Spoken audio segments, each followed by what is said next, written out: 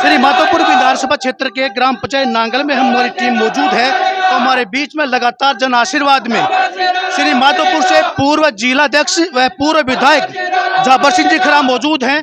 Sir, आने वाली 25 तारीख के लिए आप जनता से किस प्रकार से आह्वान करोगे?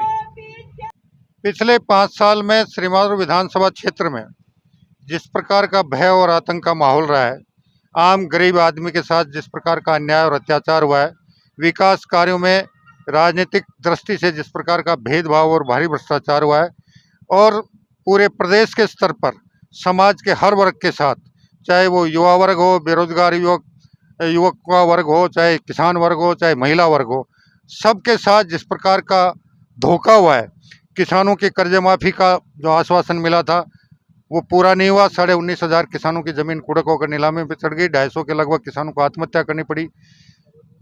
प्रतियोगी परीक्षाओं के 19 बार पेपर लीक हो गए, सामूहिक रूप से नकलें हो गई, साक्षात्कार में भारी भ्रष्टाचार हुआ और पहली बार राजस्थान लोक सेवा आयोग के सदस्य को स्ट्रांग रूम से पेपर चोरी के आरोप में गिरफ्तार किया गया है।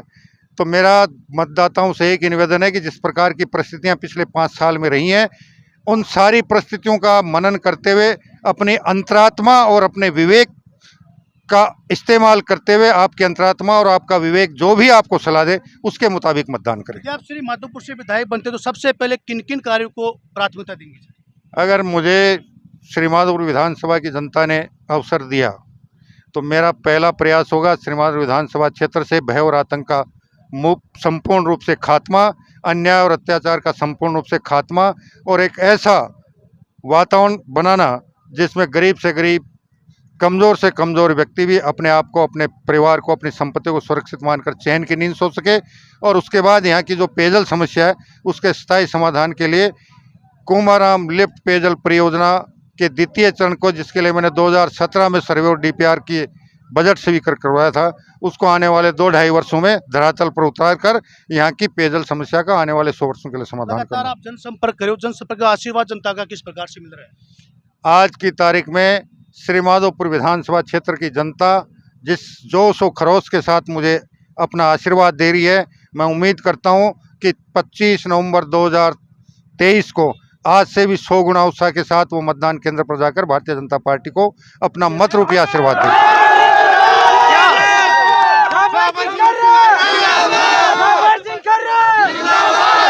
क्या राजस्थान में पूर्ण बहुमत के साथ में सरकार बनने जा रही है? राजस्थान में भारतीय जनता पार्टी प्रचंड बहुमत के साथ सरकार बना रही है। जैसा कि तमाम हमारे बीच में जाबर सिंह जी खरा मौजूद है, तमाम जानकारी दी, उन मुद्दों को लेकर बताया, आने वाली 25 तारीख को मतदाताओं से क्या किस प्रकार से आह्वान किया और किन किन मुद्दों को प्राथमिकता देंगे। कैमरामैन से बीच में यहाँ पे सीकर जिला अध्यक्ष इंद्राजीत चौधरी मौजूद हैं। हम जानेंगे जी क्या लग रहा है कि अब की बार राजस्थान में परिवर्तन होगा? हाँ, बिल्कुल, ये सुनिश्चित है कि राजस्थान में परिवर्तन होगा। भारतीय जनता पार्टी के पक्ष में एक सकारात्मक वातावरण है, क्योंकि हमने जब राजस्थान में सरकारें चलाई हैं, हमारे मुख्यमंत्री बैरों सिंह जी, वसुंधरा जी, उनकी सरकारों ने हमेशा जन कल्याण के कार्यक्रम किए, भ्रष्टाचार को और अपराध को नियंत्रण में रखा। और इस बार जिस तरह की सरकार माननीय गहलोत जी ने चलाई है, उससे जनता त्रस्त है। और यहाँ श्री माधोपुर की जो जनता है वो स्थानीय जनप्रतिनिधि से भी काफी त्रस्त है। यहाँ अपराध चरम सीमा पर है, यहाँ भ्रष्टाचार चरम सीमा पर है। परिवर्तन निश्चित है श्री माधोपुर में भी और राजस्थान में भी। तो क्या लग रहा है कि भारतीय जनता पार्टी किन किन मुद्दों को लेकर चुनाव लड़ने जा रही है? भारतीय जनता पार्टी के दोनों मुद्दे मैंने आपको बताए। सकारात्मक मुद्दे ये हैं, आज पार्टी का घोषणा पत्र, संकल्प पत्र जारी हुआ है, उसमें अनेक जन कल्याण की योजनाओं की वादा किया गया है। और वैसे भी हमारे प्रधानमंत्री जी ने भी जो कहा वो करके दिखाया। हमारा मुद्दा है कि राजस्थान भ्रष्टाचार से मुक्त होना चाहिए, राजस्थान अपराधों से मुक्त होना चाहिए, युवाओं की जो भर्ती होती है नौकरियों की, उनका जो सिस्टम है वो ईमानदार और पारदर्शी सिस्टम होना चाहिए। ये हमारे मेन मुद्दे। आगे हम बात करना चाहेंगे, हमारे बीच में अजीतगढ़ से प्रधान एडवोकेट शंकर लाल जी मौजूद हैं। प्रधान जी, क्या कहेंगे, युवाओं का किस तरफ रुख है?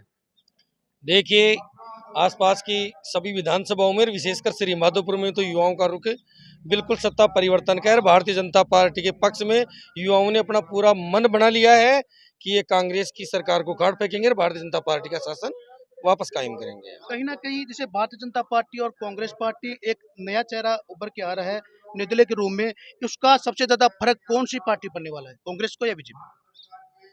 नया चेहरा तो अभी यहाँ ऐसा कोई है ही नहीं जिससे कि बहुत ज्यादा फर्क पड़े, क्योंकि यहाँ तो दोनों राष्ट्रीय पार्टियां हैं, वो अभी मैदान में हैं। आज से पहले श्रीमाधोपुर का इतिहास रहा है, मैंने 1993 से लेकर के आज तक के चुनावों का मैंने भी एनालिसिस किया था, तो उसमें कभी भी तीसरे मोर्चे ने कोई इतनी अहम भूमिका नहीं निभाई कि वो मतलब जीत के बहुत नजदीक जा पाए।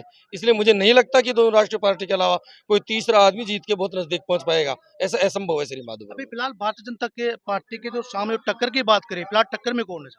कांग्रेस है, राष्ट्रीय पार्टी है कांग्रेस, तो टक्कर में तो कांग्रेस ही रहेगी। चुनाव भारतीय जनता पार्टी जीतेगी, ये सबको भी जीते, आपको भी जीते भाई। चुनाव हमारे सामने टक्कर की स्थिति में तो कोई भी नहीं है, स्पष्ट जीत है। पूरे जिले में ये मैसेज है कि श्रीमाधोपुर की जो सीट है वो सबसे सुरक्षित है। और यहाँ मैं कई बार आ चुकी हूँ, 3-4 बार मैं आ चुकी हूँ, कई सभाएं देखी हैं। जो उत्साह है ना लोगों का और जो पीड़ा लोगों के चेहरे पर दिखती है इस स्थानीय जनप्रतिनिधि की और कांग्रेस के प्रति जो आक्रोश दिखता है, टक्कर में कोई नहीं है, कोई नहीं है। बिल्कुल प्रधान जी बड़ी आपसे जीत होगी। वो देखो बड़ा पुअर सेकंड और पुअर थर्ड रहेंगे। जावर सिंह खर्रा, जावर सिंह खर्रा। एक बड़ा सवाल है, यदि भारतीय जनता पार्टी की सरकार बनती है राजस्थान में और यहाँ से एमएलए भी भारतीय जनता पार्टी का बनता है, सबसे पहले आप किन कार्यों को प्राथमिकता देंगे? सबसे पहले तो हम यहाँ जो भ्रष्टाचार है इसका खात्मा करेंगे, और ये जो सरकारी ऑफिस में दलाल बैठे हैं ना, इन दलालों का खात्मा करेंगे। और हमारे जितने भी बहू बेटियां, मेरे नौजवान साथी, मेरे पिता तुल्य बुजुर्ग हैं, जिनके दिल और दिमाग में एक आतंक का साया बैठा हुआ है, इस आतंक के साये को खत्म करेंगे। लॉ एंड ऑर्डर की स्थिति श्रीमाधोपुर में पुनः बहाल होगी 2013 से 2018 वाले कार्यकाल की तरह। और श्रीमाधोपुर में अमन चैन स्थापित करने के लिए भारतीय जनता पार्टी पूर्णतः प्रयासरत रहेगी। जैसा कि आपने देखा, हमारे बीच में सीकर जिला अध्यक्ष भाजपा से इंद्रजीत चौधरी, अजीगढ़ से प्रधान एडवोकेट शंकर लाल जी मौजूद थे। तमाम आपको जानकारी से बने